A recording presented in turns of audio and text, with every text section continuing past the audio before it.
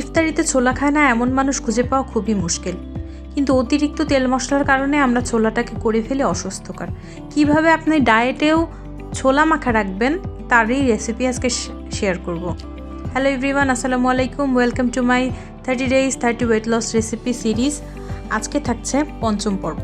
তো আমরা মাখানোর জন্য যা নিয়েছি তা হচ্ছে একটা শসা, একটা টমেটো কিউব করে কেটে নিয়েছি, আর এখানে আমি দিয়ে দিলাম সেদ্ধ করে রাখা ছোলা, যা আমি আগেই রেফ্রিজারেটরে প্রিজার্ভ করে রেখেছিলাম।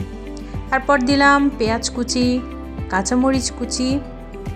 এবার আমি বেসিক স্পাইসেসগুলো অ্যাড করব। আমি দেবো একটু ধনিয়ার গুঁড়ো, একটু জিরার গুঁড়ো, এবার দিয়ে দেবো একটু গোলমরিচ গুঁড়ো, একটু লবণ, আর এতে যাবে কিছুটা লেবুর রস। এগুলোই, এর বেশি কিছু উপকরণ এখানে লাগে না।